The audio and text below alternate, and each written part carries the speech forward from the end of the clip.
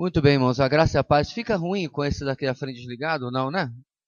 Em pleno dia, eu acho que fica melhor de enxergar. Qualquer coisa eu coloco um holofote bem aqui. Brincando. Bem, nós estamos chegando à nossa penúltima lição na carta de Tiago. Uma maravilhosa caminhada em uma carta extremamente prática, né? Como nós falamos lá, sei lá quantos meses atrás já, é o tipo de texto que você já bate o olho e não tem lá tanta dificuldade de entender o que Tiago está falando. Ainda assim, o nosso tempo investido aqui não tem sido em vão, porque com certeza temos aprendido. Vamos orar, irmãos, antes de mais nada. Deus querido, obrigado novamente pelo privilégio que temos de estar aqui, diante da Tua palavra, Deus, e pedimos ao Pai que Teu Espírito Santo venha falar as nossas vidas, nos confrontar, nos incomodar, e para tanto, ó Deus, já pedimos que Tu venhas perdoar nossos pecados, lavar nossas vidas, ó Deus, com Teu sangue, sangue do Teu Filho, para que, ó Deus, possamos estar aqui inteiros, íntegros, completos na Tua presença. Perdoa-nos, ó Deus, pelas falhas que ainda temos, ó Pai, a confessar a Ti. E que nós possamos, ó Pai, em um ambiente de santidade, experimentar a obra do Teu Espírito, que é santo, nos falando através da Tua palavra. Obrigado por esta manhã, obrigado pela Tua igreja. Em o nome de Jesus, amém. Conselhos para tempos difíceis, parte 1. Não vai ser trilogia, porque só tem mais uma lição, então não dá para ter a trilogia. Vai ser parte 1, parte 2 só. Então, o texto termina, meus irmãos, com coisas bem mais, eu creio, tranquilas, diante de algumas pedradas que nós recebemos nessas semanas, né? Tiago é assim, como diz o outro, não tem pena, da gengiva para baixo, tudo é canela, é só voadora giratória. Se você não saiu daqui com a sua alma cheia de hematoma, você fez ouvido de mercador, porque é uma carta, irmãos. Eu assemelho o texto de Tiago muito ao texto de Provérbios. É o seguinte, vai lá e faz tal coisa. Ah, para de mimimi, para de desculpa, vai e faz isso. É muito direto.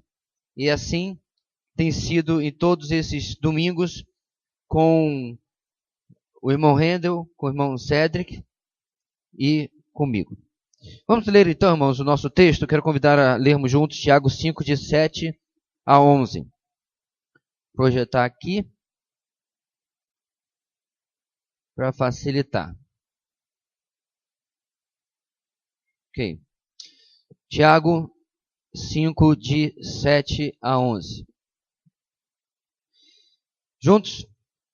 Portanto, irmãos, sejam pacientes até a vinda do Senhor. Vejam como o agricultor aguarda que a terra produza a preciosa colheita, e como espera com paciência até virem as chuvas de outono e da primavera. Sejam também impacientes e fortaleçam seu coração, pois a vinda do Senhor está próxima. Irmãos, não se queixem uns dos outros, para que não sejam julgados. O juiz já está às portas. Irmãos, tenham os profetas que falaram em nome do Senhor como exemplo de paciência diante do sofrimento. Como vocês sabem, nós consideramos felizes aqueles que mostraram perseverança.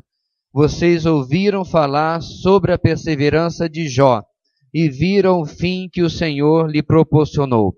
O Senhor é cheio de compaixão e misericórdia. Amém. Então, como vocês veem, irmãos, o texto hoje, em termos de conselhos para tempos difíceis, gira em torno, com algumas variantes, é claro que ele vai dar detalhes, mas gira em torno de uma questão muito simples. Conseguir chegar até o final, perseverar, mesmo em situações adversas. E assim, irmãos, nós temos sido lembrados constantemente, de uma maneira ou de outra, sobre a situação que o cristianismo vive. Para vocês terem uma ideia, agora no nosso curso do CFM, o irmão sabe o curso de formação ministerial que a nossa igreja oferece, nós estamos passando pela história da igreja, e acabamos a história da igreja 1, já estamos na 2, e na nossa reunião, aqui na nossa aula presencial, o que nós tratamos foi exatamente as reações, as interações, as atitudes da igreja daquela época. Nós paramos ali por volta do 5º século, diante da perseguição. E uma das coisas que o professor falou na palestra, que às vezes a gente esquece, é que a igreja hoje, em termos de números absolutos, ela é muito mais perseguida até do que naquela época. Naquela época, a maior parte da igreja era perseguida. Mas hoje, em números de quantidade, mais de 100 mil cristãos são mortos todo ano. É que isso não passa no Globo Repórter, você não vai ver nada disso. Então, quando a gente encara essa situação, irmãos, a gente tem que se questionar sobre a nossa atitude diante, às vezes, de problemas muito menores. Ontem, ou anteontem, não me recordo bem agora, mais uma vez, um irmão ex-muçulmano, casado com uma brasileira, Miguel, aqui no meu WhatsApp, eu não consegui nem mandar o pedido de oração para a igreja, porque, graças a Deus, Deus interveio ali e a coisa já se resolveu. 4 irmãos que ele trabalhava, foram capturados pelo Estado Islâmico porque sabem quem ele é e estavam fazendo uma chantagem que ele se entregasse para o Estado Islâmico e eles soltariam os outros 4. Porque, obviamente, matar 4 peões é uma coisa, matar a torre, o cavalo ou o bispo é outra, né? Então, vamos matar esse cara aqui que está evangelizando muçulmanos e a gente solta esses 4 aqui que, por enquanto, não fazem nada. Mas, graças a Deus, eu não sei o que aconteceu, os detalhes, mas todos conseguiram ser libertados, já cruzaram a fronteira e estão em segurança. Isso aconteceu agora, irmãos, 24, 48 horas. Então, quando o texto vai falar, meus irmãos, sobre perseverança, e aí eu olho para a minha vida, perseverar com o quê? Perseverar porque o site da Ateia fez um post contra o cristianismo? Estamos sendo perseguidos no Brasil por causa da Ateia. Ateia é a Associação dos Ateus, sei lá do que, do lado do cá. Então, isso não é perseguição. Não estou sentindo perseguição, pastor, porque lá no meu trabalho, eu já vi gente reclamando. Estão me perseguindo. Porque o irmão é crente? Não porque não gosta de mim. Não, mas às vezes a pessoa é insuportável mesmo. Não é perseguição.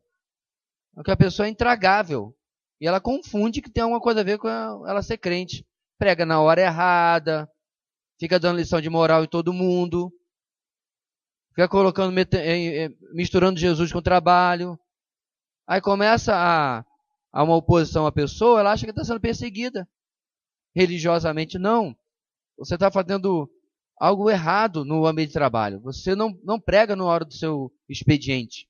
Ou pelo menos não numa hora que você esteja fazendo alguma coisa, outro está fazendo uma coisa, você está atrapalhando, outro não quer ouvir, e você está misturando as coisas. Meu ponto, meus irmãos, é que nós vamos passar por esse texto, e o nosso questionamento é, eu estou desistindo por quê mesmo? Eu estou precisando ser exortado sobre perseverança, por qual razão exatamente?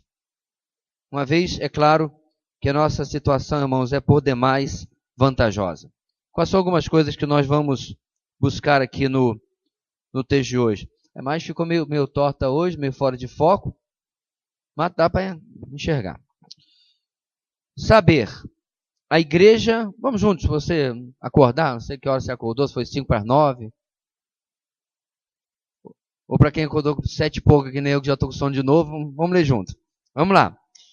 A igreja é orientada a ser paciente, aguardando esperançosa a vinda do Senhor, com o coração fortalecido, sem queixas e intrigas.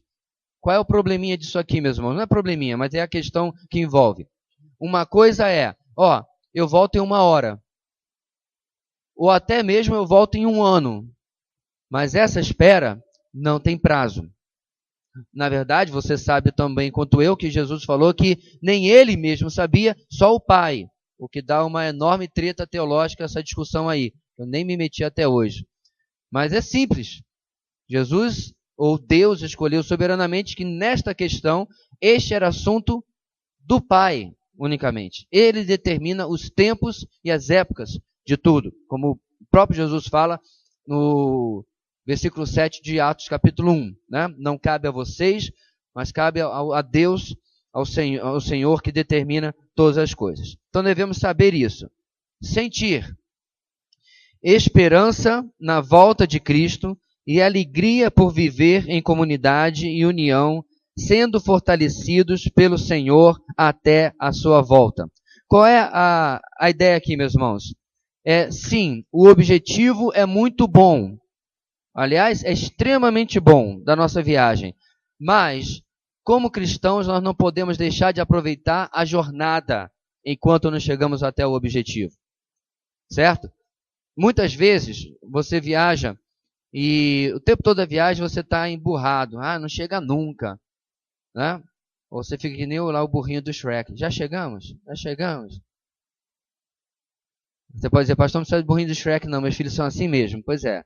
Tenta ir com criança pequena de carro daqui até Margarita. Não tinha distração que desse conta. Às vezes nós somos assim. Já chegamos, já chegamos. Já... Irmãos, não me entenda mal. Por mim, essa IBD aqui não chega nem até o final. Tem uns dois querendo que Jesus volte. Por mim, esta IBD não chegaria nem ao final. Melhorou consideravelmente. Que EBD, que culto da noite, que acampamento. Fique aí o recanto para quem for. Mas não cabe a nós. Então, uma postura outra que não seja de esperança e de alegria enquanto estamos na jornada, não cabe a cristãos. Porque nosso Deus, meus irmãos, tem sido extremamente bom na nossa jornada. Então vale a pena aproveitar enquanto ele não volta. Terceiro, que é a setinha, né? Agir. Vamos lá? Evitando contendas e intrigas, aguardando o retorno do Rei dos Reis, sabendo que é possível viver em união, enfrentando os momentos difíceis. Uma vez eu vi uma cena de um filme que as crianças estavam brigando, tal, né, coisa de menino, etc, etc. E o pai estava na guerra, né? Um filme americano. O pai estava na guerra. Aí eles estavam brigando, não sei o que lá. Aí daqui a pouco uma voz, que eles nem perceberam que chegou perto dele, falou assim: e vocês, a termo é rugrat, seria rato de carpete, né? Esse é pirralho.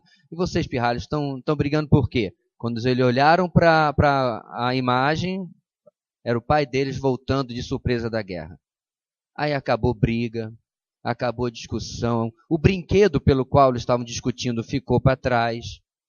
E eles abraçaram cada um a perna dos pais, enquanto a mãe vinha no pano de fundo, aquela cena, blá, blá, blá, a música que sobe, etc, etc. Sabe qual é a ideia, meus irmãos, que vem nessa cena? É que, às vezes, a igreja, não estamos falando sobre coisas legítimas, para quais que devemos defender a fé. Mas, muitas vezes, nós estamos brigando por questões pessoais, banais, entre nós, entre cristãos, e quando o rei voltar, isso tudo vai ser tão sem importância, tão banal, que contendas e discórdias vão parecer até vergonhosas diante da majestade daquele que está por vir. O texto começa, meus irmãos, no versículo 7, na nossa revista, nossa primeira divisão, exatamente falando sobre o ser paciente. Ok? Nenhum de nós gosta de ser paciente, quer seja paciente médico, quer seja esperando qualquer coisa, ninguém gosta de esperar, ponto. Ponto, acabou. Isso é tão verdade, meus irmãos, que quando inventaram, sei lá, 10, 15 anos atrás, a fila única, todo mundo achou que foi um enorme avanço tecnológico, porque em vez de ficar 40 minutos, né, numa fila, você agora fica 35 apenas. Melhorou muito. Mas qualquer melhora em esperar menos, nós já gostamos. Aí alguém inventou de botar cadeiras nos bancos para a gente esperar sentado, porque em pé cansa. E a gente ficou muito mais feliz. Só que já está, essa felicidade toda já passou. Já estamos insatisfeitos de novo, porque ninguém gosta de esperar. Especialmente quando nós sabemos que aquilo pelo qual esperamos é muito bom. E estamos aqui ainda sem passar por aquilo, sem experimentar aquilo, sem usufruir aquilo. Então, meus irmãos, existe um primeiro problema que é a rápida impaciência com a volta do Senhor. O que eu quero dizer com rápida impaciência? Se você lembra bem, em Pedro, cerca de 60, 70 anos, pouco mais do que 3 décadas depois que Jesus foi embora, ok? O povo já estava perguntando, onde está a promessa da sua vinda? Lembra desse texto? O que aconteceu? Se eles soubessem que nós estamos aqui 1900 e bolinha ainda esperando, que obviamente é algo que infelizmente para alguns é motivo até de fazerem chacota do cristianismo, mal sabem eles que a primeira vinda do Messias levou cerca de 4.000 anos para se cumprir. E nós estamos ainda na metade do caminho do que o povo do Antigo Testamento aguardou. Assim, meus irmãos, rapidamente, no primeiro século ainda, o povo já desanimou da demora de Jesus voltar. Ou seja, nós estamos muito depois e precisamos nos cuidar para não cair na mesma situação. Eu sei, eu nunca ouvi um cristão, dizer assim, eu acho que Jesus está voltando demais, eu acho que essa promessa é falha, ou qualquer coisa assim. Mas não é isso que o texto vai nos desafiar. Não é sobre duvidar se Jesus vem ou deixa de vir. O que o texto está nos desafiando, meus irmãos, é acabar a nossa paciência de manter a nossa vida de uma maneira que glorifique a Deus. Viu como é um pouquinho diferente? Não é duvidar de que ele volta, mas passar a viver de uma maneira que parece que eu não creio realmente que ele volta.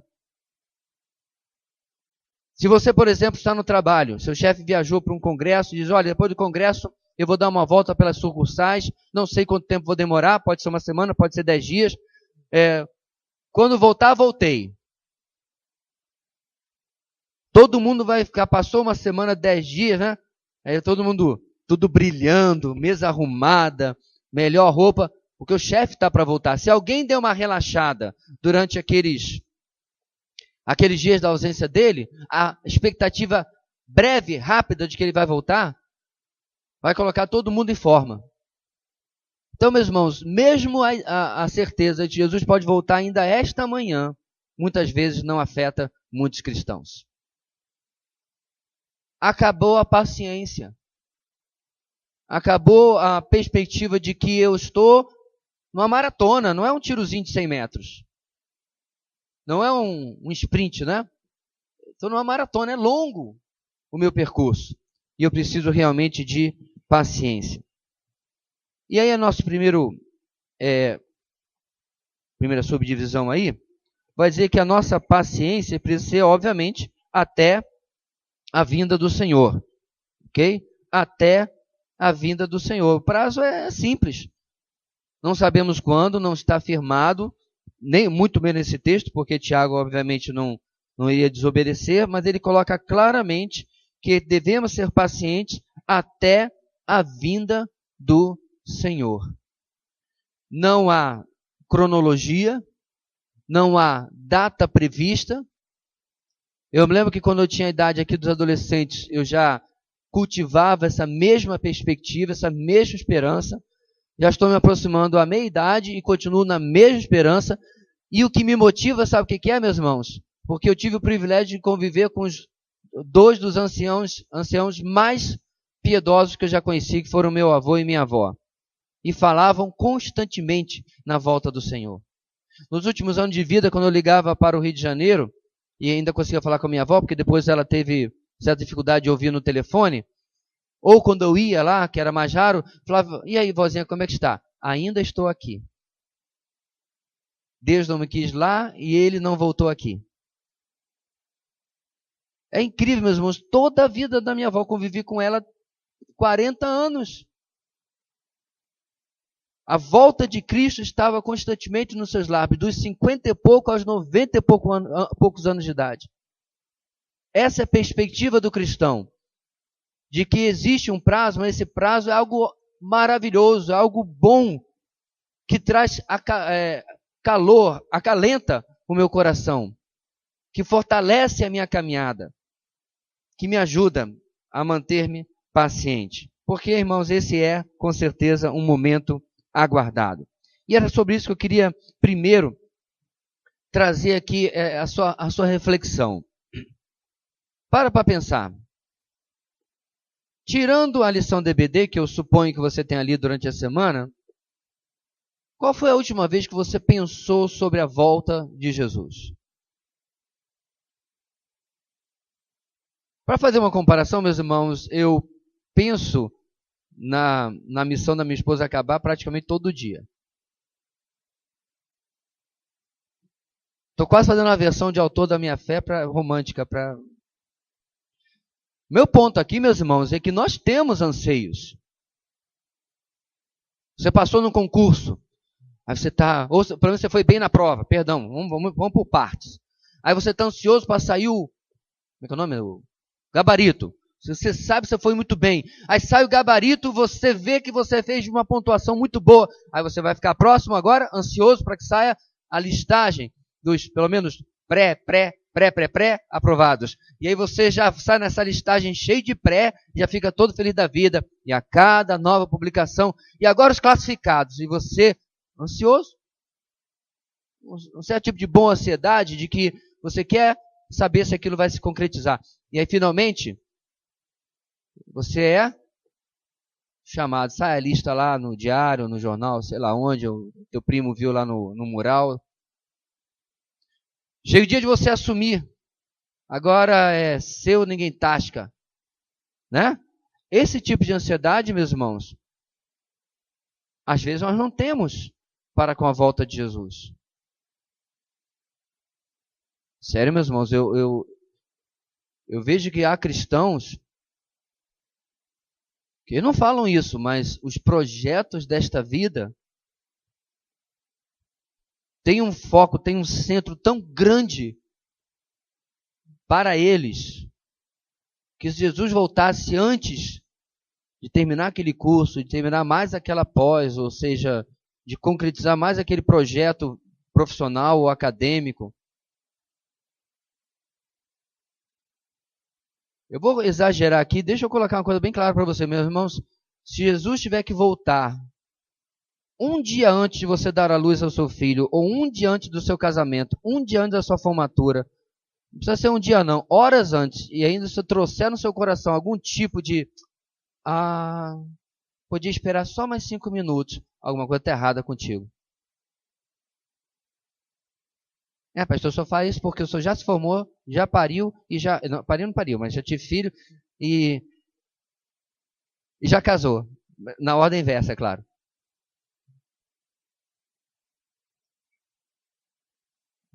Precisa ser, meus irmãos, um anseio na nossa vida tão grande.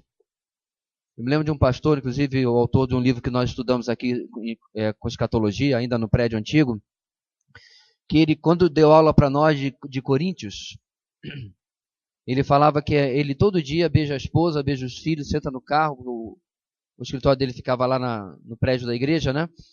Ele sentava no carro e antes de ligar ele fazia a sua oração: Senhor, me proteja aqui no trânsito e tudo mais. Senhor, será esse o dia em que o Senhor voltará? Segundo ele, obviamente tem que acreditar na palavra dele, todo dia ele orava: Senhor, é este o dia que o Senhor voltará? Sabe por quê, meus irmãos? A perspectiva da volta de Cristo produz, a gente vai ver um pouquinho isso mais à frente, santidade. A vigilância que Jesus fala no vigiar e orar, né? Vigiem e orem, não é outra, seja vigilância sobre a nossa vida, não sobre a vida dos outros, não sobre as circunstâncias. Nós temos que vigiar aí porque vai passar uma lei lá no governo, lá no Planalto. Não é esse tipo de vigilância. É sobre a nossa vida, que obviamente só pode ser cultivada se esse momento realmente for aguardado, ansiado por nós. Bem, e essa volta de Jesus, meus irmãos, é mais do que uma chegada, é uma presença, permanência. A palavra parousia, no grego significa presença, significa que ele volta para ficar. E essa é a perspectiva do versículo 7, quando ele diz, portanto, irmãos, sejam pacientes até a vinda do Senhor.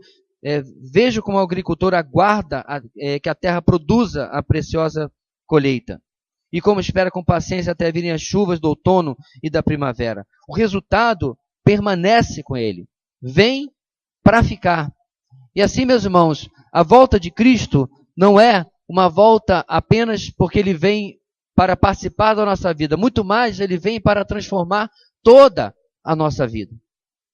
A sociedade em que vivemos, a princípio, pelo reinado dele, a justiça absoluta sobre a terra e, finalmente, na eternidade, a ausência completa e absoluta do pecado. Eu costumo dizer, meus irmãos, que a presença de Jesus, uma das maravilhas, é claro, é a companhia dele, é poder aprender infinitamente mais sobre ele, mas uma das coisas maravilhosas, meus irmãos, é que nós vamos poder estar ausentes, excluídos da luta que temos hoje com o pecado, assim como ele é. E no nosso dia a dia, meus irmãos, uma das coisas que nos traz cansaço é essa luta contra o pecado, ao nosso redor e em nós. É aquele momento do que você percebe que você está fazendo de novo aquilo que você orou, prometeu, chorou, fez voto. Deus, nunca mais. E aí, infelizmente, a natureza pecaminosa vence mais uma vezinha. E é claro, Deus nos perdoa em Cristo, obviamente, mas nós temos que, como um alcoólatra, meus irmãos, que tomou um golezinho depois de 10 meses sóbrio, e aí tem que contar de novo a sua caminhada com Deus. Vencer novamente a sua caminhada com Deus. Um Deus, obviamente, misericordioso, compassivo, mas que traz, meus irmãos, se traz tristeza a Ele, traz profunda tristeza a nós também. Então essa permanência, meus irmãos, com Cristo vai trazer para nós a possibilidade de estarmos completamente livres da injustiça, mas também, principalmente, do nosso pecado.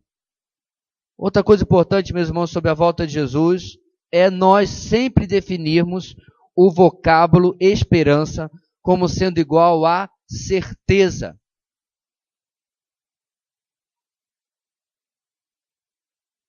A Bíblia tem, meus irmãos, essa propriedade, muitas vezes, de redefinir palavras que para nós significam outra coisa. Então, quando eu digo para você que eu tenho esperança de poder fazer tal coisa, eu tenho esperança de viajar, tenho esperança de poder comprar isso, comprar aquilo, eu não tenho certeza. Está tudo na possibilidade ainda, né? Não é nem na probabilidade, na possibilidade.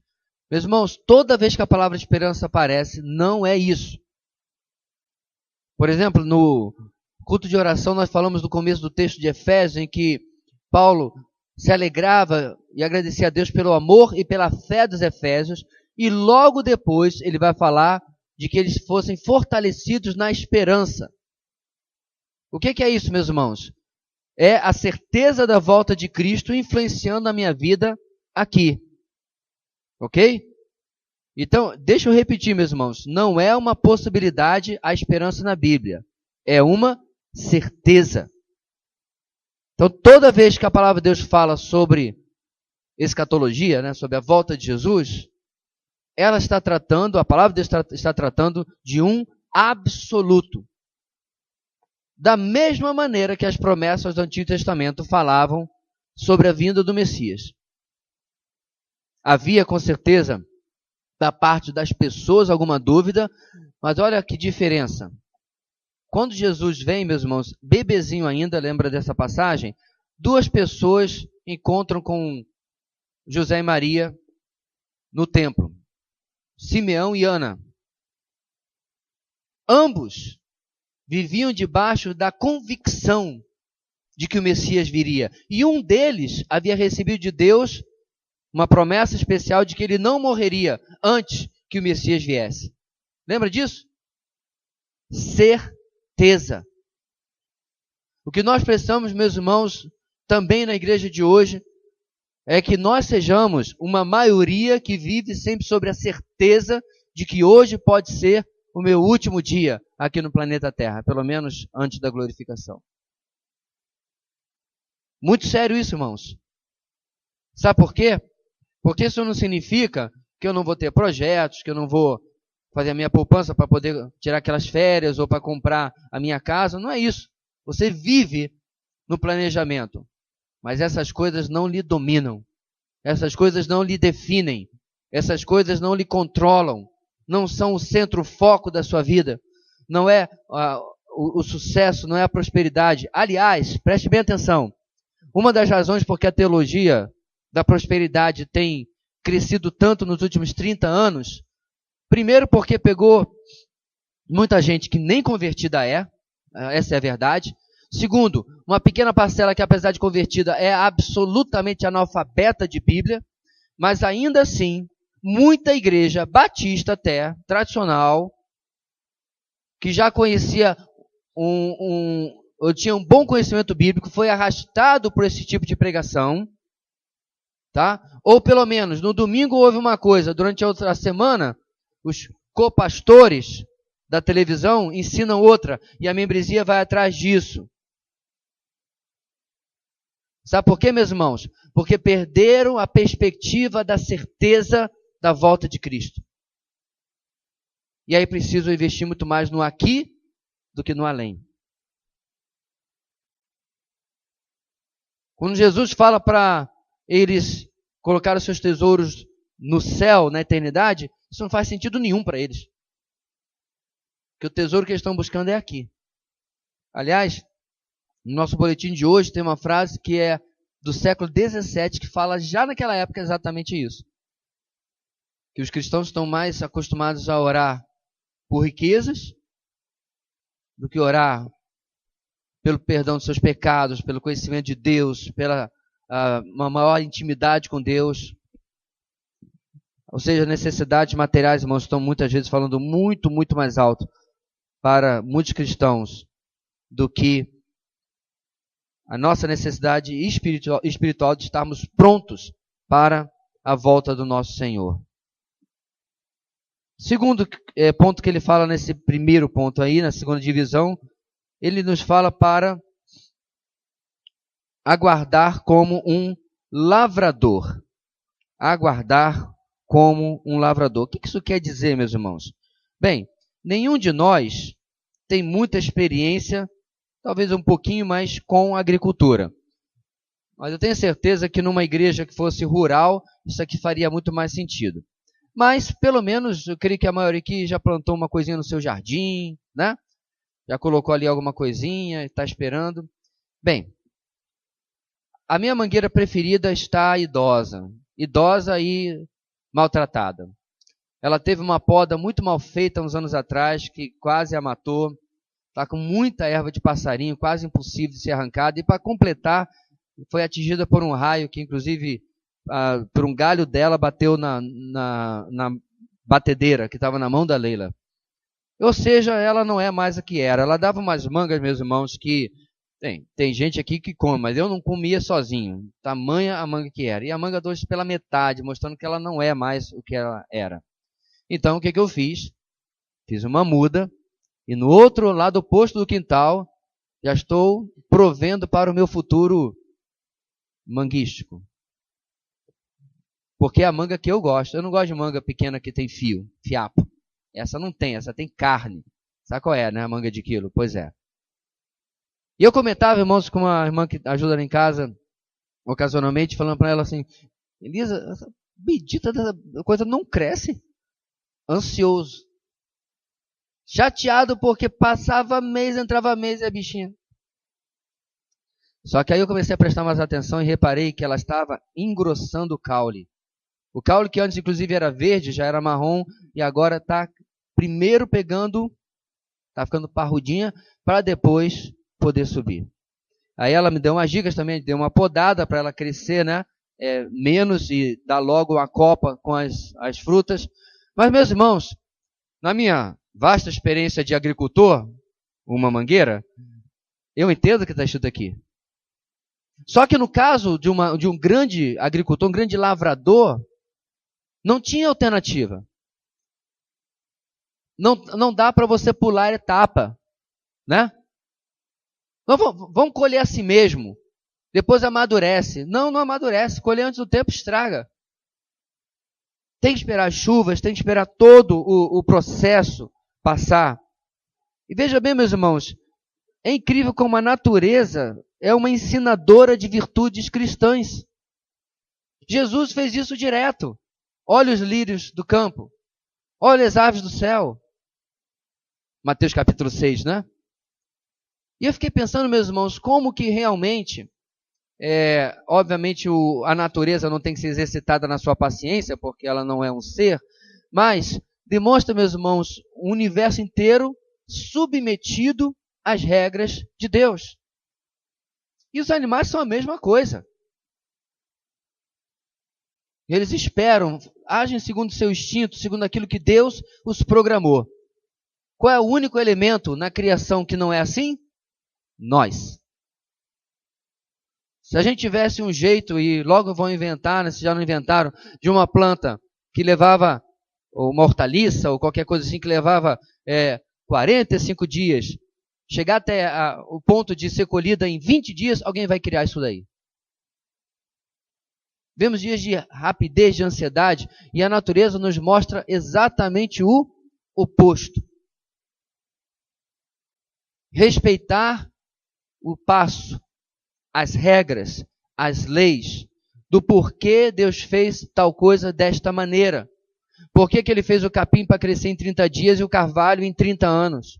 Ou seja lá quantos anos, muitos, que ele leva para ficar realmente grande. Por que a minha mangueira, já passado, não sei nem quanto tempo a gente fez aquela muda, já deu mais de um ano, ainda está desse tamanho. Ainda leva um tempão. A minha idosa não pode ainda ser arrancada, porque aquela leva um tempão para poder me dar uma manga consistente. Por que Deus fez desta maneira e não de outra? Então, meus irmãos, não sei se você está entendendo o ponto do versículo 7, Jesus não está demorando. Nem um dia sequer. Existe todo um propósito. Tudo tem seu tempo, seu processo. Existe algo que Deus está fazendo na história da humanidade. Não é apenas na nossa história.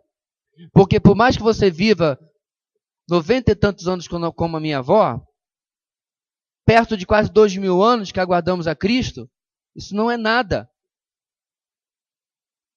Então, meus irmãos, preste atenção. Quando até a tomada da terra prometida, e Jacó e seus filhos eram 70 e tantas pessoas, deixa eu fazer uma pergunta para vocês. Essas 70 e tantas pessoas tinham condições, debaixo do poder de Deus, de conquistar toda a terra prometida? Sim ou não? Sim, claramente sim. Deus podia fazer, Jacó, junta os seus filhos, junta os seus netos, e eu vou fazer um negócio aqui. Se lá com Gideão com 300 foi incrível, imagina com 70 e pouco. Com 70 e pouco vocês vão destruir todos esses povos e vocês vão tomar posse da terra que eu prometi. Mas Deus não fez assim. Deus os levou para o Egito. Quase 500 anos depois, foram 400 e pouco de escravidão e mais o tempo antes, né, com José. Quase 500 anos no Egito, o povo volta com 2,5 milhões.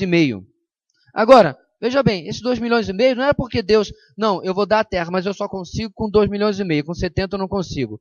Não é verdade, meus irmãos, porque, como você bem lembra, nós temos de novo a narrativa de Gideão, que com 300, Deus derrotou os inimigos. E ele fez isso várias e várias vezes. Com menos gente, derrotou mais gente. Por que Deus demorou, meus irmãos? Ele estava fazendo um processo com os cananitas. Ele fala isso para Moisés. Ainda não se encheu a medida da impiedade dos cananeus. Cananitas não, cananeus, desculpe.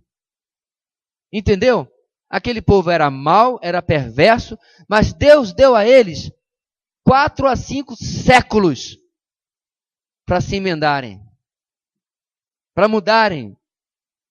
Para quem acredita no livre-arbítrio, vê se por acaso eles davam um jeito na sua vida.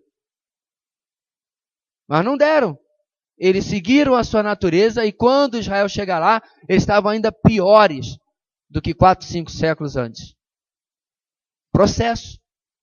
Meus irmãos, quando você estuda a história, aliás, de novo vou recomendar os 10 vídeos do documentário de Francis Schaeffer.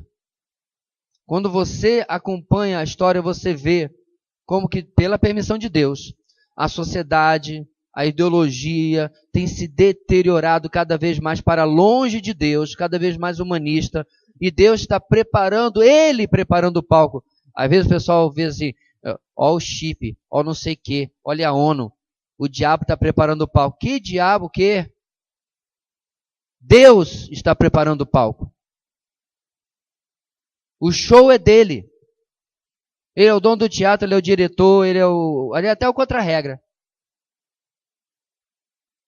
E é o astro principal também. Ou seja, meus irmãos, ele está preparando o palco. Esse processo, meus irmãos, da demora, entre aspas, da volta de Jesus, é por causa disso. E o problema é que nós não temos controle sobre quase nada. Portanto, cabe a nós, irmãos, confiarmos que Ele está fazendo o que Ele deve. E cabe a nós, da nossa parte, ser aquilo que nos importa. Perguntar, eu estou fazendo certo, eu estou fazendo aquilo dentro do que Deus quer? Ou seja, como os homens da época de Pedro perguntavam, o Senhor está demorando demais? Eles deviam ouvir, meus irmãos, o conselho. Abre, Esdras, por favor, Atos 1:7. Olha a lapada que Jesus dá nos discípulos.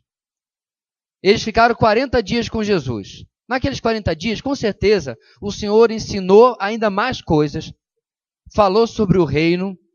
Para mim, esse é um dos versículos que acaba com o amilenismo, porque 40 dias depois, Jesus ensinando, e eles perguntam de novo sobre o reino. Não entenderam nada? Não, eles entenderam. E por isso que eles estavam perguntando. Atos 1:7.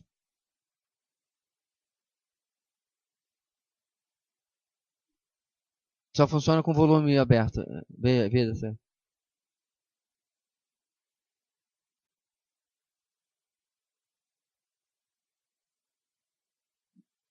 Não está com mute nem nada aí?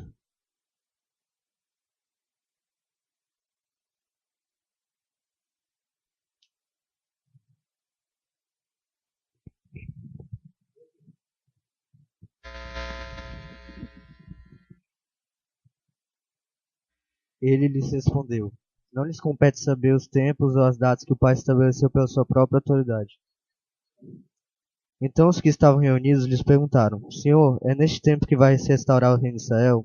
Ele lhe respondeu: Não lhes compete saber os tempos ou as datas que o Pai estabeleceu pela sua própria autoridade. Então no versículo 6 ele pergunta, nesse tempo o Senhor vai restaurar o reino a Israel? 40 dias, não entenderam nada? Claro que entenderam. O reino vai ser restaurado. Aí no versículo 7, Jesus, não é da sua conta, parece até aquele meme do Robin do Batman. Não é da sua conta. Deus determinou pela sua própria vontade soberana. E aí no versículo 8, ele diz, mas vocês serão minhas testemunhas. Para de se meter no que não é da sua conta e vai cuidar daquilo que você tem que fazer. É isso que eu estou falando, meus irmãos, naquela última frase ali. A nossa parte, meus amados, não é estar demorando, não está demorando. Nossa parte é fazer aquilo que Deus tem determinado para a sua igreja. Assim como foi a parte da igreja no 8º século, no 13º século, no 17º século, pouco importa. É fazermos a nossa parte. Ficarmos dentro das linhas da sã doutrina e do evangelho, aguardando enquanto o Senhor não volta. A nossa aplicação do nosso texto está aí. Pode ser o cabo até ali da... Ok. Vamos ler juntos, irmãos, a primeira aplicação?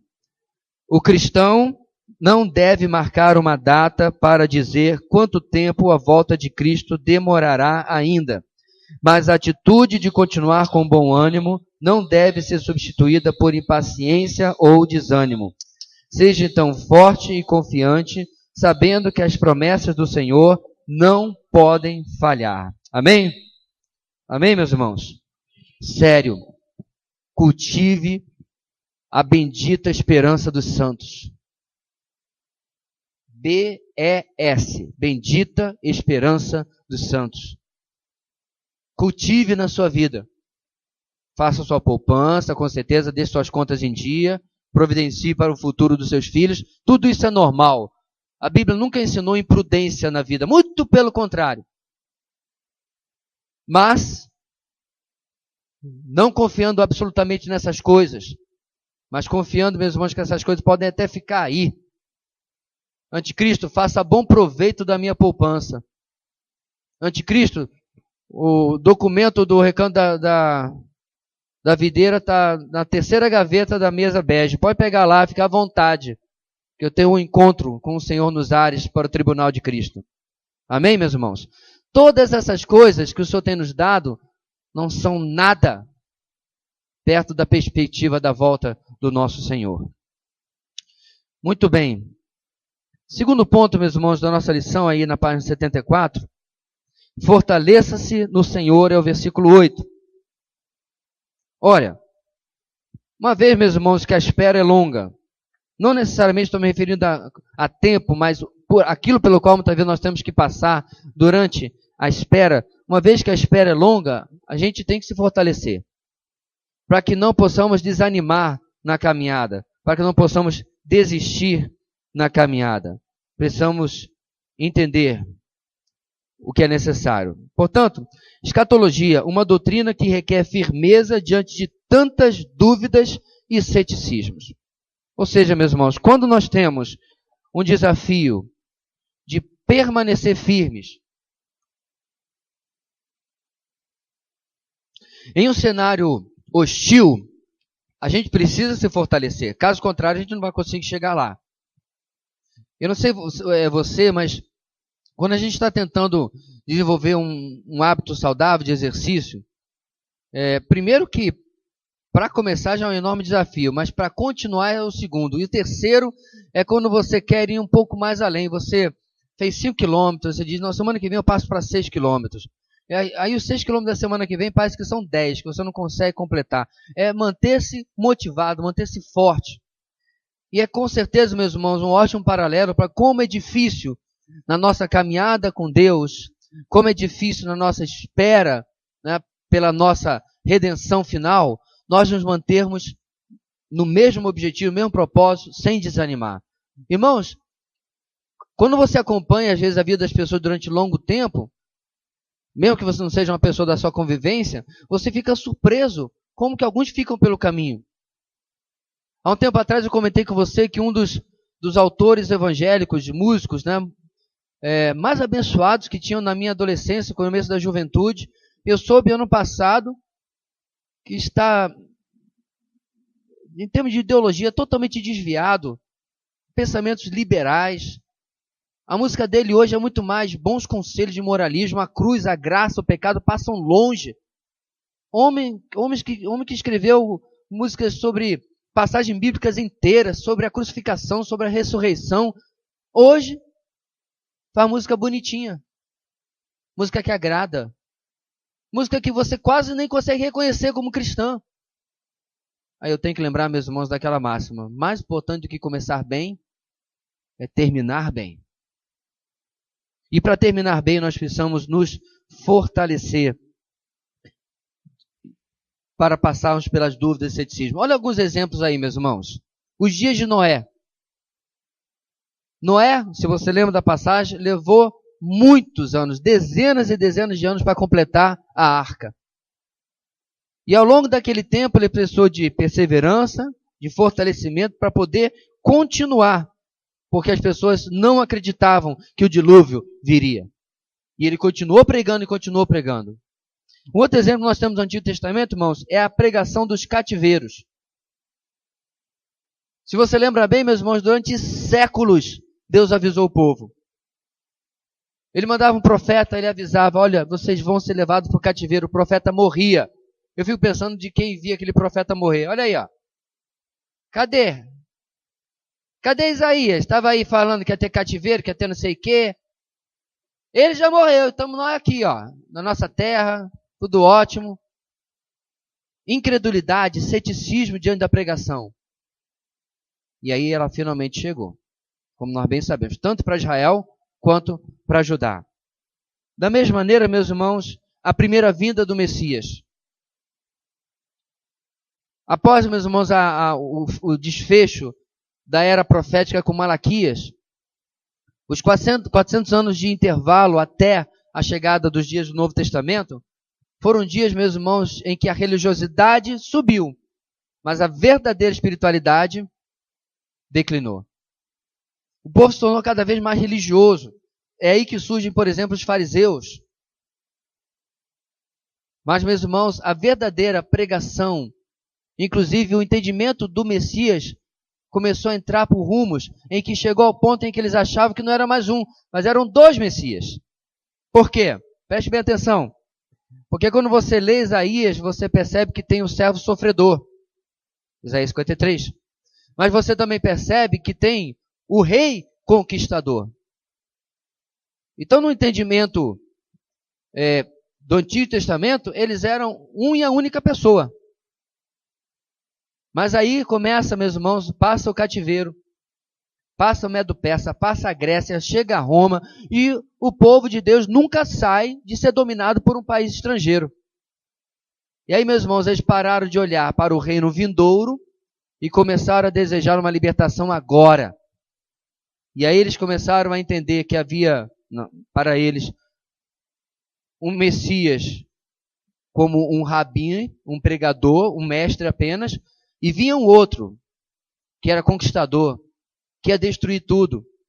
Ou seja, meus irmãos, eles não perseveraram no ensino verdadeiro do Antigo Testamento, por causa da demora, da delonga, aos olhos deles, da vinda do Messias. E assim, meus irmãos, é a segunda vinda do Messias também. Quais são alguns traços de que a igreja não está de um todo se fortalecendo? Essa semana, meus irmãos, nós debatemos bastante sobre agora a nova moda evangélica. E é triste, meus irmãos, porque toda hora alguém inventa alguma coisa. E a nova moda, meus irmãos, veio do mundo empresarial. No mundo empresarial, e não é de agora, você já pode ver isso nos filmes americanos, em que os funcionários são levados para um retiro, para ter uma palestra motivacional, para ter o seu potencial profissional despertado, blá, blá, blá, blá, blá, blá. E disso aí surgiram um pessoal que agora é o tal do coaching. Quem já teve na sua empresa um profissional de coaching lá para ajudar? Aqui em Boa Vista acho que não tem isso ainda não, mas nas grandes capitais tem? Já tem, aí ótimo. Veja bem, queridos, na sua empresa eu não estou nem aí. Leva coaching, leva couching, leva o que você quiser. São coisas completamente diferentes, viu, meu? Coach vem de treinador em inglês e o couch é sofá. Eu estou só fazendo uma brincadeira com as palavras aqui. Pouco importa o que leva no seu ambiente de trabalho, mas como o povo evangélico, meus irmãos, tem comichão nos ouvidos, não é o que diz lá em Timóteo? Nos últimos dias, agora já inventaram o tal do coaching pastoral. Pastor que está meio, está desmotivado. Essa igreja não me ama. Sei lá, é pastor em crise de adolescência, sabe? Ninguém me ama, ninguém me quer. Estou há 20 anos no ministério, a igreja ainda não tem 3 mil membros, 30 mil, sei lá quantos mil que ele sonhou. Lá atrás, né? Não perguntou para se era o sonho de Deus, mas era o dele. Não está como eu planejei. Seus problemas acabaram. O encontro do coaching em Tabajara, que agora vai dar um jeito em tudo. É a nova formulinha de sucesso do meio evangélico. Eu estou destacando isso, meus irmãos, porque foi o assunto dessa semana, mas foi aí que surgiu a teologia da prosperidade. É aí que surge, meus irmãos, a tal da psicologia cristã, misturando coisas que não tem, é como água e óleo. E aí que surge, meus irmãos, uma série de coisas que são colocadas na igreja que não tem nada a ver com a igreja. Cultos que são feitos para agradar o público e não para agradar a Deus. Claro que o culto tem que ser agradável, o culto tem que ser gostoso, boa música, boa pregação, um ambiente de comunhão dentro dos limites da palavra.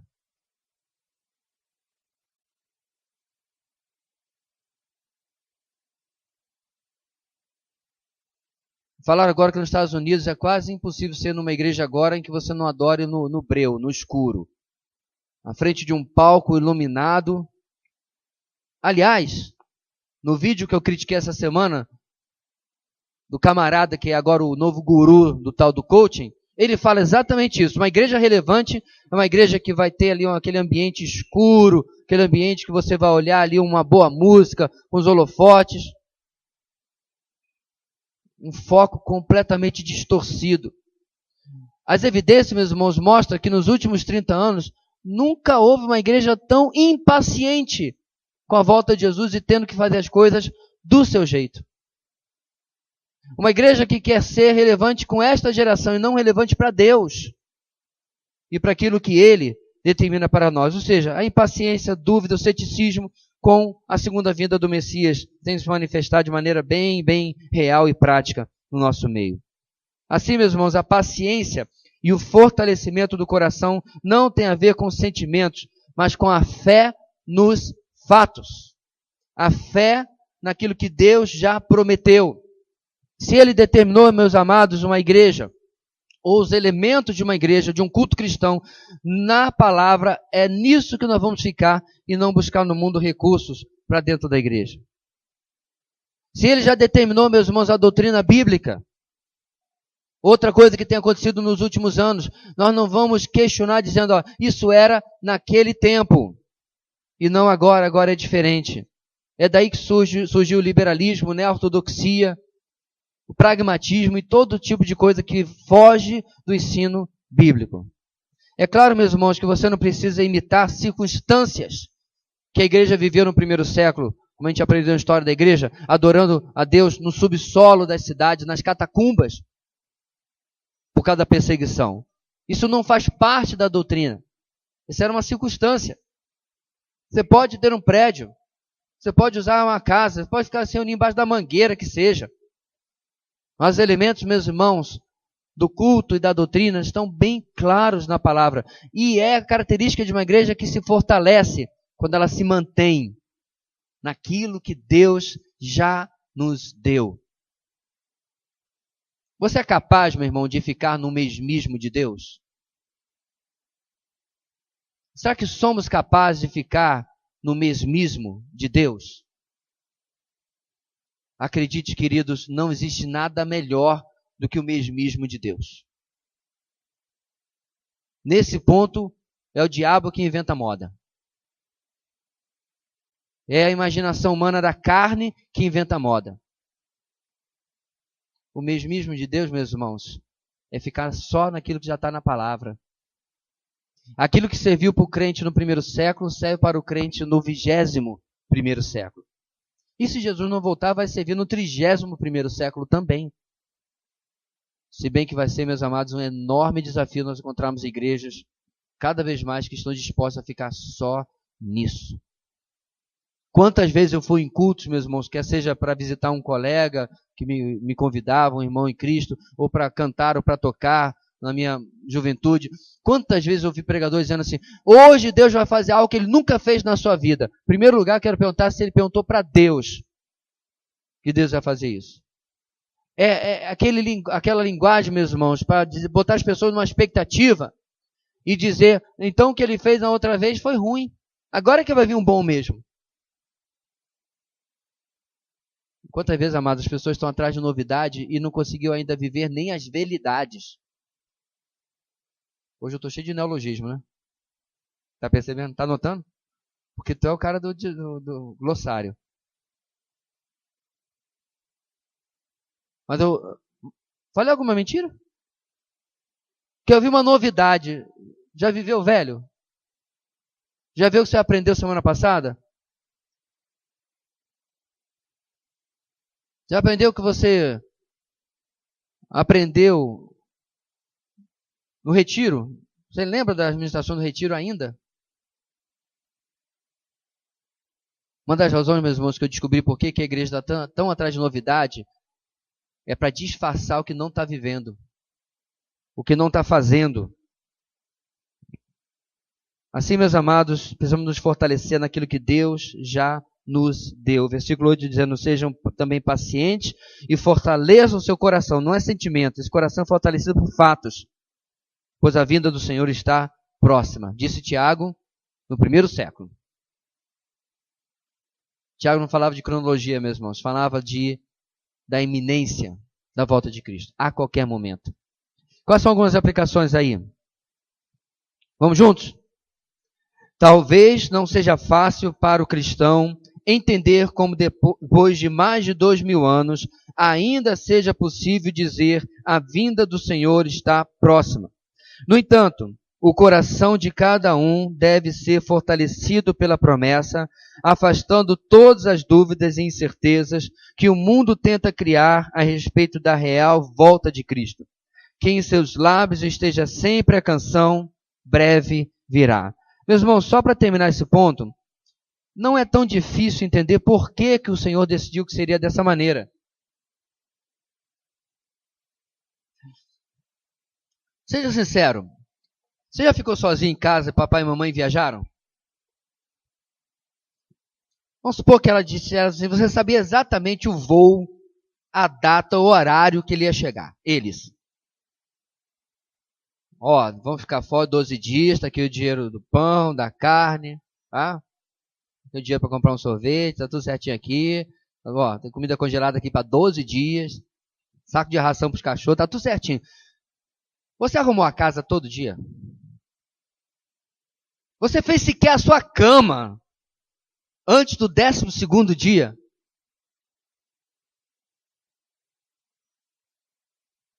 Eu fico temeroso que teve menino que não trocou nem de cueca.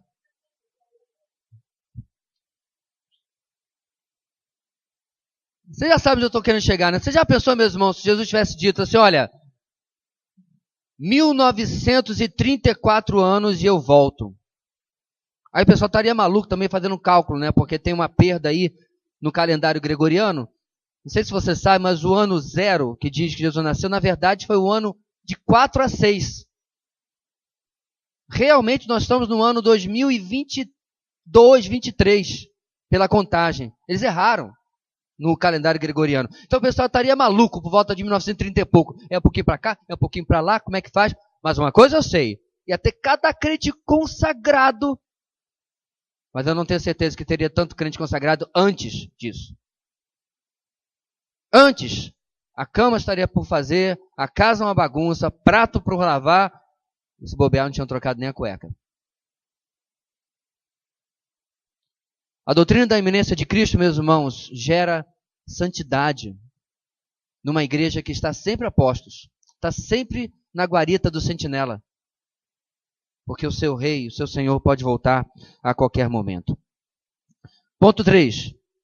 Não vos queixeis uns dos outros. No versículo 9, ele vai trazer um pouco mais para a nossa convivência. Ele diz, irmãos, não se queixem uns dos outros para que não sejam julgados, o juízo já está às portas.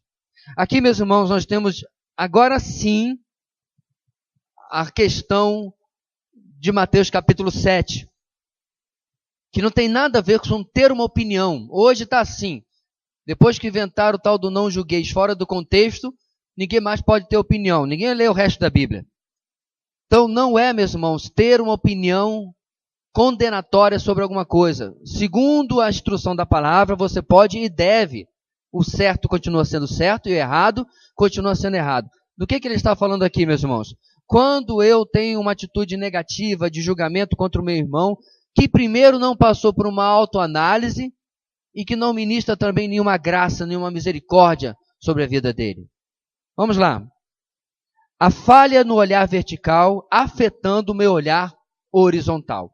Eu estou errando aqui, ó, na perspectiva do texto, a relação à volta de Cristo, e aí começam os problemas aqui.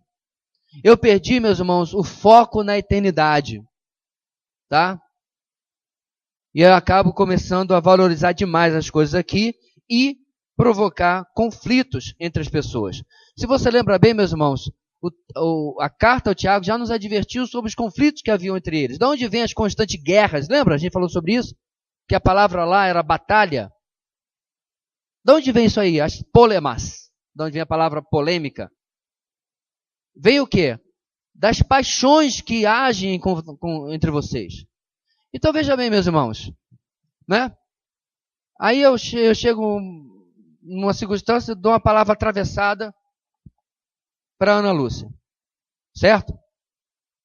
Ela tem duas alternativas.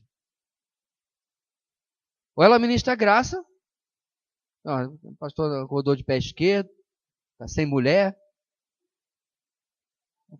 está passando um momento difícil. Brincando.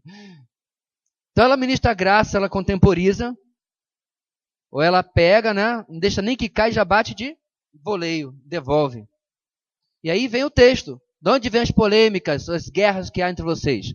Das paixões que agem. E paixão aqui, mas não é estar apaixonado, não. Paixão são os desejos. Epitomia, de onde vem a palavra lá atrás, também concupiscência. Eu quero muito uma coisa. Aí ela quer também. E aí, meu amigo?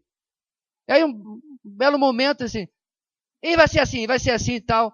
15 anos depois, está eu e a Ana Lúcia brigados, às vezes congregando dentro da mesma igreja.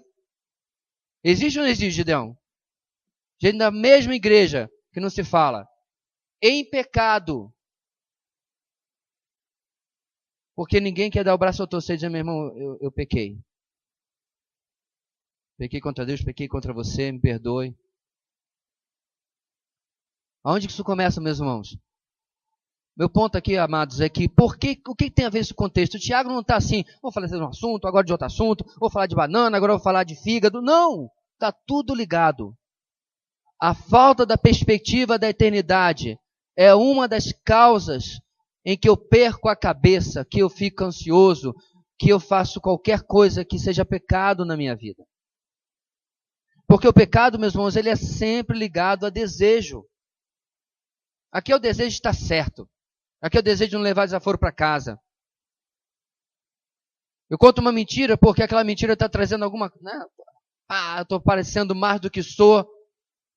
Sempre há um desejo por trás, uma paixão. E eu estou colocando que aquilo é mais importante do que a perspectiva da eternidade. Vou repetir, irmãos. Um dos papéis fundamentais da escatologia na vida do crente é gerar santidade. É por isso que você consegue encontrar o apóstolo Paulo preso e glorificando a Deus. É por isso que você consegue ler no começo de Tiago dizendo, olha, tenho por motivo de grande alegria passar por tribulações de todo tipo. Porque isso aí vai produzir perseverança. E mais na frente eu vou dizer para vocês que vocês precisam ter perseverança, porque a volta do Senhor ainda demora, apesar que está próxima. Está tudo ligado, irmãos. Eu me iro com alguém, eu invejo alguém, eu cobiço alguém, porque eu estou considerando que aquilo aqui na minha vida circunstancial é mais valioso do que a eternidade. Então veja, queridos, o contexto aqui é de queixa, de reclamação da vida do meu irmão, etc. Mas tudo tem a ver com a falta ou a perda, né, da visão da eternidade na minha vida. Uma convivência prolongada sem um propósito maior, eterno, geralmente produz desgastes. É incrível, meus irmãos. Até guerra traz paz entre os aliados. Não é verdade? É só você olhar a história das guerras. Às vezes países que na história anterior se bicaram, Inglaterra, França, guerrearam entre si, agora tem lá do Oriente o nazismo vindo contra eles e está passando o rodo. Aí de uma hora para outra, qual é o termo que eles são conhecidos? Os aliados. É tudo amiguinho. Até um propósito comum e maior produz paz no meio da guerra. A ideia aqui, meus irmãos, é que quando eu perco a visão da eternidade, as diferençazinhas com meu irmão, as diferençazinhas com meu cônjuge, com meu irmão de sangue, com meu pai, com meu filho, começam a ser tão insuportáveis. E eu perco de perspectiva que eu vou passar a eternidade com aquela criatura, se referindo, se todos forem irmãos em Cristo, é claro. Tem gente que pensa assim, ainda bem que no céu você vai estar glorificado, porque aqui, vou te dizer, viu? Mas não olha para si. É como se aquele fosse o suprassumo da facilidade, da convivência, da santidade, né? E é só o outro que está errado. É só o outro que está agindo de maneira insuportável. Quando na verdade, meus irmãos, são exatamente nesses relacionamentos que a nossa vida também é praticada e exercitada na santidade. Pensa no irmão aqui da igreja mais amável que você conhece. Ou na sua opinião, aquele que é, ou aquela que é. Aquele ou aquela que você diz, rapaz, como irmão, como irmã fulano, não tem igual. É um santo. Todos nós somos, mas ele é um santo, ela é uma santa. Querido, essa pessoa não vai exercitar a sua santidade. Não vai mesmo.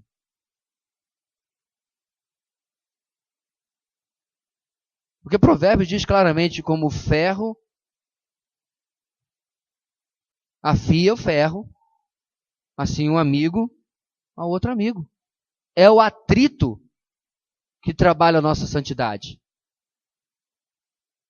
Não é fazer põe vaselina, óleo e mais sei lá o que aqui para não ter atrito. Isso não faz nada. Não produz nada. O bom, meus irmãos, em qualquer grupo, e se você tem aqui na igreja alguém que você pode realmente chamar de amigo, é você dizer para ele assim, meu irmão, isso aqui não está certo. Se seu amigo ou sua amiga, além de ser irmão em Cristo, é claro, né? Ele é apenas uma pessoa que concorda com tudo o que você faz, você concorda com tudo que ele faz, um de vocês dois é dispensável. Não precisa. Precisa ser alguém que confronta em amor os nossos erros. Aliás, dentro do casamento também. Dentro da família também. Se papai e mamãe passam só a mão na sua cabeça, peça juízo de Deus sobre você e sobre eles, para ver se a coisa muda. Porque essa receita, meus irmãos, não é a receita da palavra de Deus e não vai mudar essa situação de enxergar um propósito maior. Porque não vai ter nem desgaste nessas relações. Algo óbvio, mas frequentemente esquecido é que nosso irmão em Cristo é nosso companheiro de eternidade. Portanto, já devemos praticar isso daqui. É claro, meus amados, que aqui temos a dificuldade do pecado, temos as limitações da nossa vida, mas ainda assim, este é o desafio. É viver na convivência com os irmãos como se já estivéssemos lá, dentro do nosso lar, dentro da nossa igreja. E é interessante, meus irmãos, que Deus coloca pessoas extremamente diferentes dentro da igreja. É claro, o poder transformador do Espírito traz um nivelamento de pensamento, traz amortecedores entre nós, da graça de Deus nos relacionamentos, que é sem dúvida algo real. Mas ainda assim, somos pessoas diferentes. Eu me lembro uma ocasião em que alguém aqui se ofendeu com um sorriso do outro. E eu intervim rapidinho. Acontece, irmãos.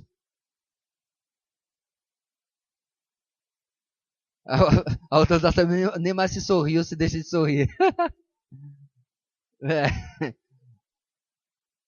Porque às vezes você acorda de um jeito que não está muito bom, que até a alegria do outro lhe ofende. Não é culpa do outro. São os desgastes. Porque por um breve momento tirou os olhos do alvo. Esse nosso terceiro ponto não tem aqui na revista uma aplicação em si, mas é meio que óbvio, né, meus irmãos? O relacionamento entre nós vai ser sempre, sempre muito mais fácil quando nós vivermos à luz da eternidade e não apenas da próxima semana. Nosso último ponto, quarto. Acredite, é possível. O que é possível? Versículos 10 e 11, vamos repetir aqui. Irmãos, tenham os profetas que falaram em nome do Senhor como exemplo de paciência diante do sofrimento. Como vocês sabem, nós consideramos felizes aqueles que mostraram perseverança. Vocês ouviram falar sobre a perseverança de Jó e viram o fim que o Senhor lhe proporcionou. O Senhor é cheio de compaixão e misericórdia. O nosso título significa o seguinte, meus irmãos. Aquilo que o texto está nos pedindo já foi feito antes. Não é novidade. Não estamos sendo os primeiros na história do povo de Deus a ser desafiados com isso. O povo de Deus no Antigo Testamento, no Novo Testamento, era motivado pela promessa. Meus irmãos, nesse sentido, quem tem promessa realmente não morre no pecado, não morre no desgaste, não morre nos problemas de relacionamento. Ele sempre continua. E não é promessa, não tem uma promessa do concurso. Não, não é isso. Tem a promessa do carro zero. Essas são as promessas que o pessoal está falando na televisão.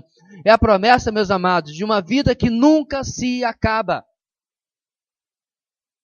É uma promessa de uma vida cuja morte é só uma porta, é só uma mudança de fase no videogame. E melhor ainda, quando muda de fase no videogame, você tem todos os códigos. Metade não entendeu nada que eu falei. Você tem todas as armas, todas as vidas, não morre nunca mais. Tem todos os segredos. Né, Kaique? Gostou, né, dessa fase aí? Ou não tem graça? Esse é o fato, meus irmãos, que motivavam essas pessoas. E aí, ele destaca, os profetas destacam a vida de Jó. Em quê? O contraste, no exemplo dos profetas, com o destaque e a fama que recebe os profetas de hoje. Perceba, meus irmãos, quando você vai numa igreja, não, vamos ali ouvir o profeta. Ele é alguém que tem fama, que tem destaque. Outro dia eu ouvi falar que um dos piores e mais nocivos pregadores que os Estados Unidos já produziu é um profeta de Deus para essa geração. Falei, só se for o profeta do inferno, porque Deus não é não. Um cara todo vaidoso, com o cabelo todo engomadinho, terno de milhares de dólares, mora numa mansão, num jatinho. Ele é profeta para essa geração? Você assiste 100 mensagens do cara, não aparece pecado uma única vez. E ele é profeta para essa geração. Vamos dar uma olhadinha, meus irmãos, como é que era a vida dos profetas? Me lembra um, meus irmãos, que era admirado, que era carregado nos ombros. Umzinho só. Pelo menos não aqueles que eram enviados por Deus. Vamos lembrar dos contemporâneos de Jeremias? Aqueles que falavam para os reis, olha, vai dar tudo certo. Está tudo maravilhoso. Os babilônios não vão conseguir chegar nem perto aqui. O teu reino será eterno. Tu és o cara, rei. Esses comiam do bom e do melhor, viviam no palácio, tinham carro comissionado, sustentados pelo rei. E aí, em contraste, você tem Jeremias. Quando Jeremias chega e profetiza o que Deus mandou, o que ele ganha? Ele ganha um tronco, uma canga, né? As mãos presas em um tronco, e é jogado dentro de uma cisterna vazia. Ao ponto que ele tem que ser alimentado até escondido, porque nem comida direita estava dando para ele. Já é um homem de idade, diga-se de passagem.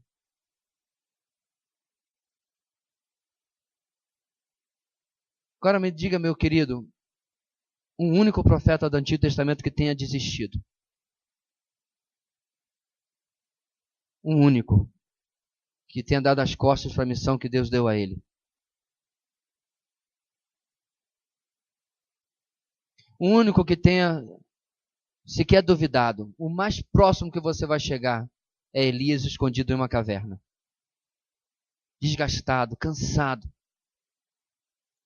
E quem já esteve um par de anos no ministério, meus irmãos, sabe que isso é extremamente normal. Como disse um puritano, me falta agora a lembrança de quem foi, mas disse, Senhor, estou cansado na tua obra, mas não da tua obra. E ainda assim, Deus vai ao encontro de Elias, lembra ele que ele não está sozinho, e aí tudo volta ao normal. Tiago desperta, meus irmãos, o nosso brio, sabe? A nossa gana. E nos mostrar que no Antigo Testamento, irmãos nossos, são nossos irmãos. Viveram situações muito mais adversas. E não desanimaram diante da promessa. Vem dias melhores, os dias do Messias. Existe uma promessa. Meus amados, eu e você, diz o texto, se com ele perseverarmos, com ele reinaremos. Esse é o termo. Dias onde o planeta Terra experimentará toda a justiça que pode existir, toda a paz. E a palavra de Deus sairá de Sião e seu reino não terá fim. Ou nós acreditamos nessas palavras, ou como alguns fazem, as alegorizamos, dizendo, não, essa é a salvação, e não é. Ou nós compreendemos, meus irmãos, que nós estamos sendo incubados para uma herança eterna.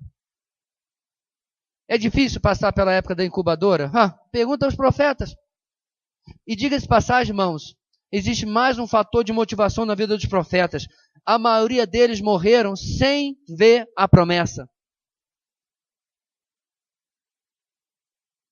Você pode tirar apenas dessa lista os poucos profetas homens de Deus que estavam lá nos dias em que Jesus esteve aqui, como por exemplo a profetisa Ana, que viu Jesus lá beber, né? O resto todo morreu sem ver a promessa. Mas ainda assim, perseveraram. Por que isso é importante? Porque eles não eram nada mais do que pessoas comuns e normais. Não eram super-heróis. Tiago nos afirmará isso no próximo texto. Elias era um homem como eu e você e orou e não choveu por 3 dias. Orou de novo e a chuva veio. Agora o problema, meus irmãos, eu não sei se você já passou por isso, mas quando eu era mais novo, eu gostava muito de ler a vida de Elias e Eliseu, porque eu queria ser Elias e Eliseu. Né? Mas isso é devaneio de crente novo que quer ser super-herói, quer mandar parar de chover, fazer chover.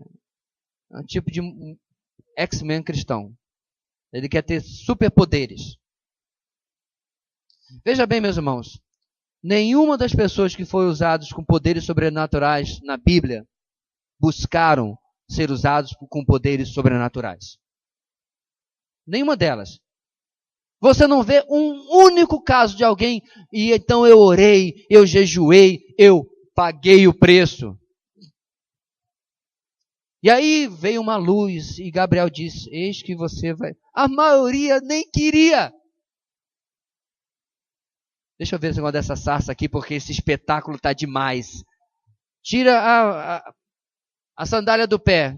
Já começou as exigências, eu vim só ver o espetáculo. E aí Deus ainda manda Moisés, agora você vai lá e vai libertar meu povo. Não, manda outro. Eu não. Eu sou meio gagagago.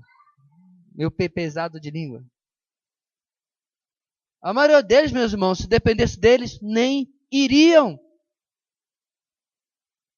Eu consigo ler na palavra de Isaías, ai de mim que sou um homem pecador e vivo no meio de pecadores. Então, como o senhor pode ver, eu não sou a pessoa para o trabalho. Eu consigo enxergar isso nas entrelinhas, meus irmãos, porque você ser convidado para pregar uma geração que ele dirá a Isaías depois, você vai pregar, mas eles não vão ouvir. E o convite de Jeremias, então?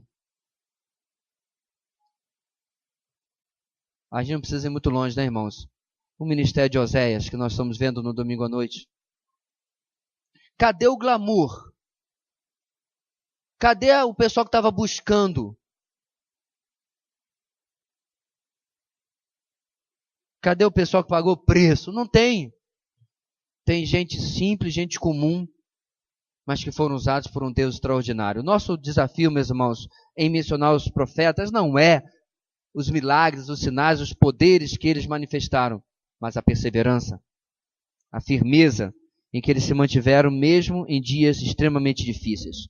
Os profetas estão na nossa história e nós na dele. Meu ponto aqui, meus irmãos, é que nós não estamos falando de uma ficção, claro que não, e nem estamos falando da história de alguém ou algum povo estranho, externo.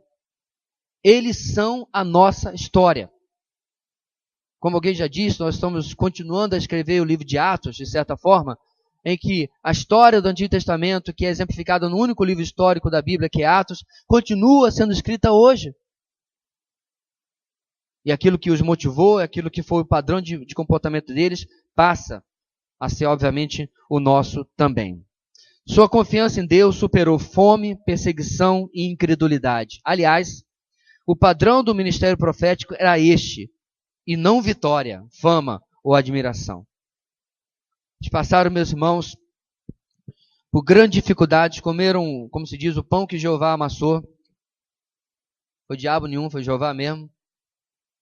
Porque até mesmo nisso, Deus mandava uma mensagem para o seu povo. Andaram nus, foram cortados pela metade, decapitados. E a lista vai, injustiçados, incompreendidos, apenas porque pregaram a palavra de Deus. E nem por isso desistiram. Queridos, nós somos longe, muito longe da realidade desses homens do Antigo Testamento. Nosso contexto está longe. O que nos traz, meus amados, ainda uma maior confrontação de que como eu estou me comportando com meus colegas de trabalho e talvez até a sua zombaria, não sei. A dureza do coração daquele alvo evangelístico, né? Já perdeu a paciência com ele, já? A dificuldade, muitas vezes, desta geração compreender as coisas de Deus. Será que eu tenho perseverado em meio a este cenário? Qual é a razão, meus irmãos, por trás disso? Uma das funções proféticas mais importantes, trazer o povo de volta aos caminhos do Senhor, está no final do nosso texto aqui. Ou seja, meus amados, o profeta perseverava porque havia uma catástrofe espiritual diante dos seus olhos. E ele não cumprir o seu papel, significava que aquilo ficaria do jeito que estava. Então por que nós não devemos nos calar na nossa geração? Porque existe uma catástrofe de homens e mulheres indo para o inferno na nossa frente. E também existe uma catástrofe, uma tragédia de uma igreja cada vez mais longe da palavra. Essa é a razão por que não devemos nos calar no evangelismo e na defesa da fé. A vida do profeta, meus irmãos, é feita para cumprir propósito, não para agradar a si mesmo. Além dos profetas, irmãos, para terminar, tem o exemplo de Jó. Perseverança, não paciência. Quantas e quantas vezes você já deve ter ouvido, Senhor, dá-me a paciência de Jó. O termo não é paciência. O termo é perseverança. O que significa? O pó menor. Permanecer em lugar além de um ponto de tempo esperado. Permanecer, ficar atrás. Manter uma crença ou um curso de ação em face da oposição. Ficar firme, aguentar, suportar, aguentar com persistência. A palavra, meus irmãos, aqui tem a ideia de alguém que vai além da expectativa. Que vai além até do que acreditava que iria. E no nosso contexto é porque, existe uma motivação maior, superior, que o capacita, que o ajuda a seguir até lá. Assim, meus irmãos, a demora, entre aspas, somada à tribulação, visa gerar perseverança. Essa é a razão. Deus está, entre aspas, de novo, demorando na volta do seu filho, porque Ele está gerando perseverança também na nossa vida. Isso se aplica a toda e qualquer tribulação, é claro. Mas no nosso contexto, a demora, de novo, entre aspas, da volta de Cristo, tem a ver com aquilo que Deus está trabalhando na nossa vida, certo? Por isso que não tem uma data, para que eu esteja sempre perseverando, sempre me fortalecendo até a volta de Jesus. Algumas conclusões, meus irmãos, rápidas para nós terminarmos essa manhã. Primeiro, há muitas teorias sobre a escatologia, mas poucos se apercebem do principal objetivo da expectativa do retorno do rei, isto é, que tenhamos uma vida de santidade. Veja bem, meus irmãos, eu não acho que qualquer escatologia serve. Tanto que eu tenho uma escatologia muito determinada, muito definida, e tenho absoluta certeza de que é aquilo que a palavra de Deus ensina, senão não ensinava. Ah, pastor, mas isso é arrogância. É, e crer na Trindade também a gente tem que ter duas opiniões, ou achar que a opinião unitarista está certa? Ora, tenha convicção na sua doutrina. A diferença É que há doutrinas pelas quais você deve, por assim dizer, matar e morrer. Há outras que não. A divindade de Cristo, se você não crê nela, você não é cristão, ponto. Agora, eu não vou matar e morrer por causa de escatologia. Mas, mais importante do que duração de tempos e ordem disso ou daquilo, é o objetivo da escatologia, que nós destacamos várias vezes nesta manhã, que é gerar santidade na minha vida. É como você não saber a hora que o seu namorado chega para lhe buscar. Olha, eu chego aí entre 2 e 6. Eu não sei se alguém faz esse tipo de aviso, mas, né? 10 para as 2, a lindinha está pronta, cheirosa. Fugindo até do ventilador para não bagunçar a escova. Andando meio mumificada. Está pronta. Será que a noiva está pronta, meus irmãos, para as bodas do Cordeiro?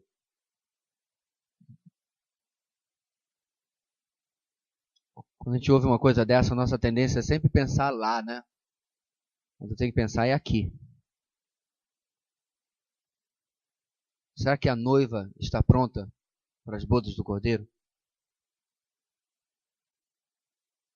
Você vai.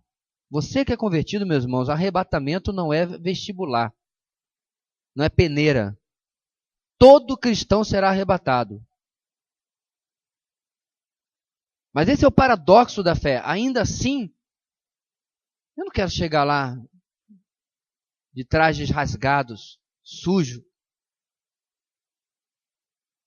A noiva tem que chegar vestida de noiva.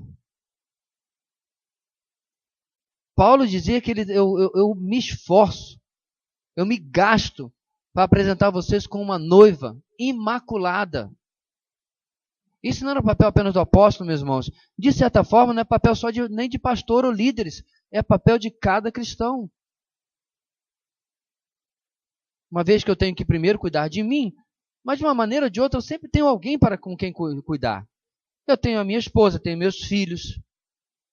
Eu tenho meu irmão em Cristo mais novo na fé. Na igreja, nós sempre temos alguém por quem prestar contas. Eu sempre serei guardador do meu irmão, para usar as palavras de Caim. Portanto, santidade deve ser aquilo que nós devemos buscar em nós e em todos. Segundo, muitas vezes, irmãos, queremos ser isso ou aquilo, inclusive perseverante. A pergunta que fica: queremos e ansiamos pelos processos de Deus para gerar isso em nossas limitadas vidas? Durante o seu devocional desta semana, quantos pedidos você fez a Deus sobre a sua vida espiritual? Não tem problema nenhum. Senhor, eu quero amar mais. Senhor, amar. Porque amar é amável. Eu quero amar mais. Você não sabe o que você está pedindo. Ou até você sabe, mas você não sabe o que vem aí. Porque só tem um jeito de você ser mais amável. Deus usar uma pessoa quase inamável, nota mais essa daí, ao seu lado. De novo, meu querido, botar aquela pessoa doce, dá vontade de apertar, de tão fofa que é do seu lado, não vai lhe fazer mais amável. Simplesmente não tem sentido tal coisa. Senhor, não tenho tido uma vida de oração boa, sou muito ruim de culto de oração, Deus me ajuda. Te prepara. É incrível, meus irmãos, como tribulação faz horrores de coisa boa por culto de oração. Camarada aparece.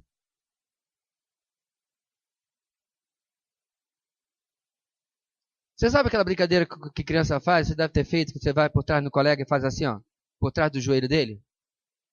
Oi? Como é que é o nome disso? Tá com fome, com sede, é? Não, na minha terra era só pra gente fazer isso aí mesmo, não tinha nome nenhum não. Sabe, aquele toquezinho que você dá atrás do joelho dele e ele...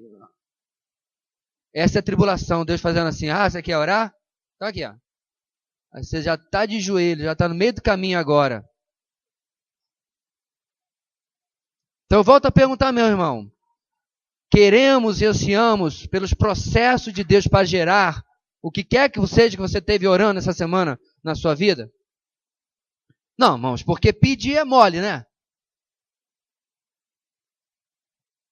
Nós temos que entender, meus amados, que muitas vezes, ou na maioria das vezes, Deus não vai ser como aquele pai.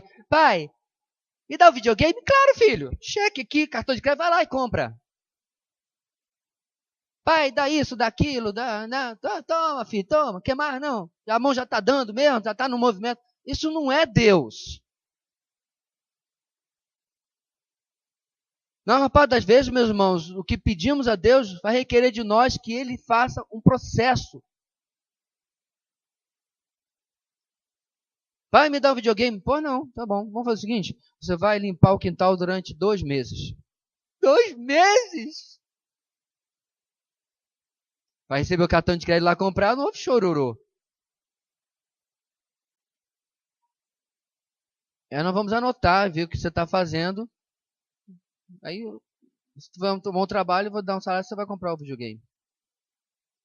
Mas estou referindo àquele videogame chinês, viu? Aquele desse tamanho assim. Como é que é o nome? Polystation, é. Ninguém está falando de coisa cara, não. Ele só limpou o quintal.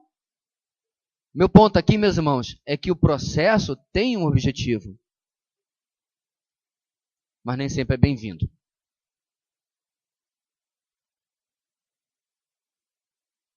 Nem sempre é bem-vindo.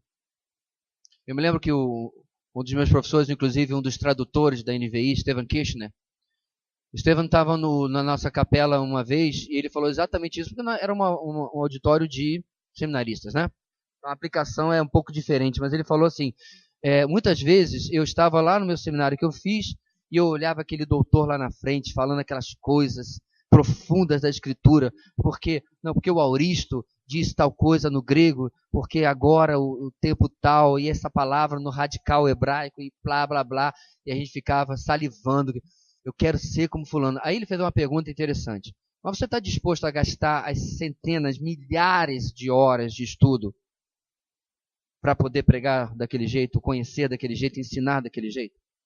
Ele estava desafiando, irmãos, nós seminaristas, porque muitos são extremamente vaidosos com o pouco que já estão aprendendo, mas depois, passando do primeiro para o segundo ano, começa a entender que não sabe nada mesmo.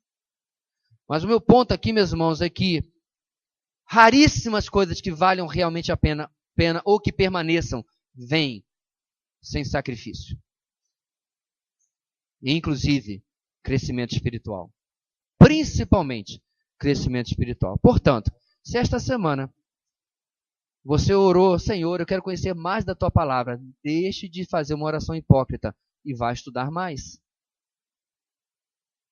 Porque dormir, meus irmãos, com a Bíblia debaixo do travesseiro não vai passar conhecimento por osmose. E nem deitar com a cabeça a própria Bíblia vai resolver. Há de se ter, meus irmãos, diligência, dedicação. Finalmente, é preciso olharmos para os nossos irmãos em Cristo como companheiros de caminhada e fonte de força e apoio, mesmo que a caminhada demore. Meus amados, eu comentei essa semana com alguém, não há nenhum agrupamento humano como a Igreja de Cristo. Não há associação, sindicato, agremiação, sei lá mais o quê. Não há nenhum grupo como a Igreja de Cristo.